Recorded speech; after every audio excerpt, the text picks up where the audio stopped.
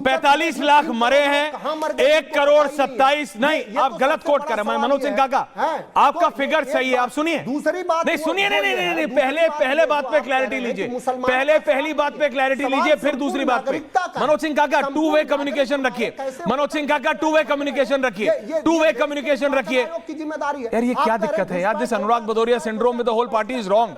Manoj Singh Kaka please understand, fader मत down कीजिए। काका जी आपने महंगा वाला एप्पल एयरपोर्ट लगाया 30,000 वाला, आपको बिल्कुल आवाज आ रही है और बात बुलंद आ रही है, सुनने की जहमत उठाएं।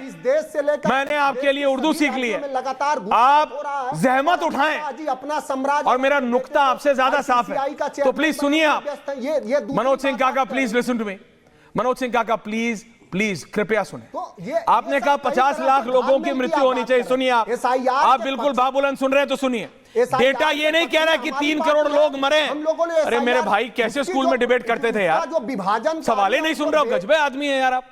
सुनिए मेरे भाई, 45 लाख लोग ही मरे हैं। अरे ये फोन कट गया था, सवाल पूरा ओके। आप ये क्या करूं अब, ये तो अश्विनी वैष्णव जी से बात करना पड़ेगा। ये नोएडा से दिल्ली जाने में भी 4 बार कटता है, प्रेम शुक्ला जी, इनका बैठे बैठे कट जा रहा है। अभी सुनिए ऐश्वर्य भाई, 45 लाख लोगों की मृत्यु हुई है। आपका वो रेशो बिल्कुल ठीक है, जिसमें आप कह रहे हैं कि 50 से 55 उससे कम मरे हैं।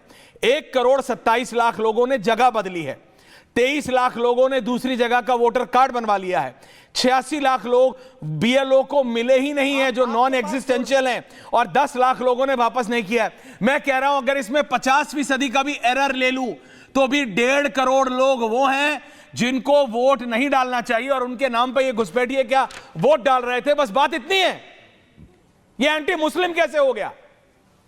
Floor is yours. दूसरी बात, अब दूसरी बात बता। अब सरकार से आप ये पूछिए कि जो सरकार की जो पॉलिसी है, डिटेक्ट और डिपोर्ट की जो पॉलिसी है, आइडेंटिफाई कर, सरकार से पूछिए कि विगत 12 सालों में सरकार ने कितने लोगों को बाहर भेजा।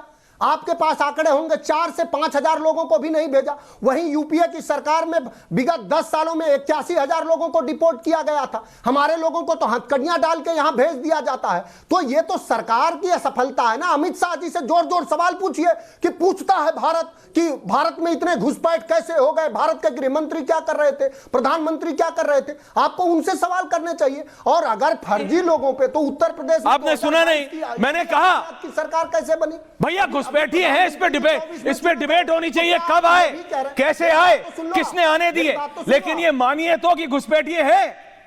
सरकार कह रही है, जिस भैया देश का गृह मंत्री संसद में खड़े होकर कह रहा है घुसपैठी है। ऐश्वर्य, देश का गृह मंत्री संसद में कह रहा है कि वोट चोरी का मुद्दा आप बना रहे हो, हम घुसपैठियों के खिलाफ हैं। एक सरकार है जो एक्शन ले रही है। ऐश्वर्य भाई बस आप समय देना, मैं आपका सवाल बहुत धैर्य से सुन रहा हूं। हाँ। और फिर आपको जवाब प्रेम शुक्ला जी देंगे, बोलिए। देखिए अब आपने सवाल कर लिया, इसके तो मतलब ये हुए कि देश के गृह मंत्री जी भी कह रहे हैं कि हम गृह मंत्री के तौर पर भी देश की सुरक्षा करने में फेल है। वहां चाइना से लेके वहां ग्वादर से लेके चाबहार तक चाइना ने और पाकिस्तान ने एक्सप्रेसवे बना लिया, हमारे देश के गृह मंत्री बंकर तक नहीं बना पाए। आज उन्होंने सदन में यह भी स्वीकार कर लिया कि हम गृह मंत्री के तौर पर फेल हैं। तो आपको यह सवाल जो हमसे और विपक्ष से इतना चीख करके पत्रकारिता का नाम रोशन कर रहे हैं, पूछ रहे हैं, ये गृह मंत्री से पूछिए कि इतना घुसपैठ हुई, अगर क्या कर रहे थे। अगर बीजेपी या अगर समाजवादी पार्टी, प्रेम शुक्ला जी से पूछने सुनिए, अगर गृह मंत्री, आप मनोज सिंह काका जी आप भी राजनीति के स्टूडेंट हैं, एक्टिव पॉलिटिक्स में, इतना तो आप भी अमित शाह को समझते होंगे कि अगर सारे घुसपैठिए 14 के बाद ही आए होते, बिल्कुल तो बीजेपी कम से कम एसआईआर तो नहीं कर रही होती। बात समझिए, देश 14 में नहीं बना है, 47 में बना। बीजेपी अगर आप बात समझिए, ये भी पता लगेगा किस दौरान कौन था मुख्यमंत्री उत्तर प्रदेश का और कौन था प्रधानमंत्री इस देश का जब ये घुसपैठिए घुसे, वो भी डिटेल आएगी। थोड़ा इंतजार करो मेरे भाई, थोड़ा इंतजार करो, आप थोड़ा तो इंतजार करो, वो भी पता लगेगा। आज ये पता लगा है कि ये 3 करोड़ लोग हैं ही नहीं, कल ये भी पता लगेगा कि ये 1,27,00,000 लोग जो आज उत्तर प्रदेश में नहीं रह रहे, ये 45 लाख लोग जिनकी मृत्यु हो गई है, ये लोग 86 लाख लोग जो बीएलओ को मिल नहीं रहे, प्रेम शुक्ला जी, इनके नाम पे कितने सालों से कौन वोट डाल रहा था और कैसे आपके उनको पास संरक्षण मिल रहा बोल रहा है, झूठ फैला प्रेम रहा है। शुक्ला जी। आपके पास कोई डेटा नहीं है। स्टेट का इलेक्शन कमिश्नर, स्टेट का सीईओ ऑन कैमरा बोल रहा है मनोज सिंह काका, मैं अपने डिबेट के 5 मिनट दे सकता हूं। किस तरह पूरा 4 बार चलाया है हमने रिपब्लिक ने। ये तक वक्त देखना बंद करो मेरे भाई, खबर देखा करो। प्रेम शुक्ला जी जवाब दे रहे बात रखना। हैं। प्रेम शुक्ला जी इस काउंटर नाउ मनोज सिंह काका सुनो आप। प्रेम शुक्ला जी। ऐश्वर्य जी, एक भी अवैध वोटर को हम वोट करने नहीं देंगे।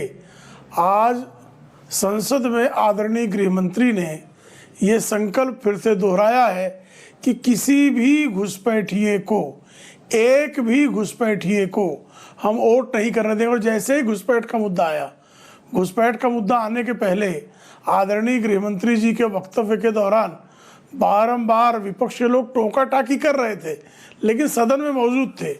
लेकिन जैसे ही घुसपैठियों को निकाले जाने का मुद्दा आया, घुसपैठियों के समर्थक लोकसभा के सदन में विपक्ष की तरफ बैठे तमाम सांसद कैसे बहिर्गमन कर गए, ये पूरे देश ने देखा।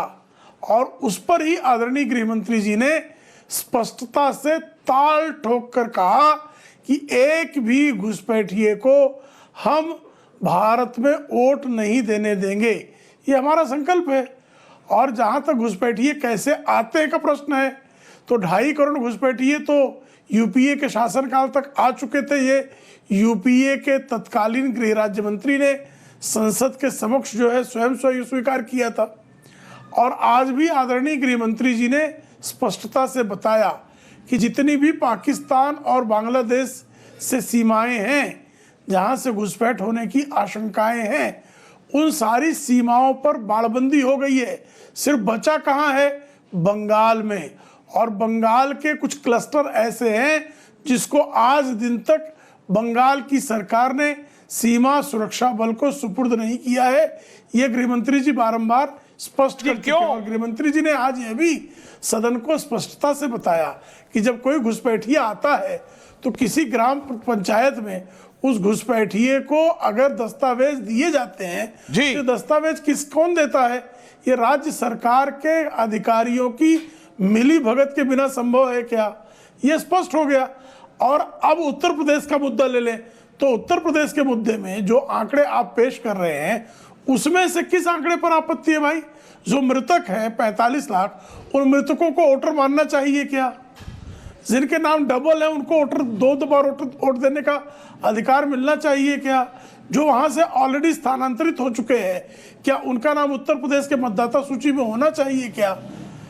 तो जब ये चीजें बहुत स्पष्टता से एसआईआर के समय अगर ये निर्वाचन आयोग के संज्ञान में ये आया है तो ये निर्वाचन आयोग का दायित्व और अधिकार है कि वो ऐसे मतदाताओं को सूची से बाहर करे जिनके मतदाता सूची में नाम रहने से मतदान की प्रक्रिया प्रभावित हो सकती है। और शुद्धता न रहने के कारण मतदाता सूची अगर शुद्ध नहीं होगी तो लोकतांत्रिक प्रक्रिया के शुद्धिकरण पर संदेह रहेगा। तो मुझे लगता है किसी को इस पर आपत्ति नहीं होनी चाहिए। ओके।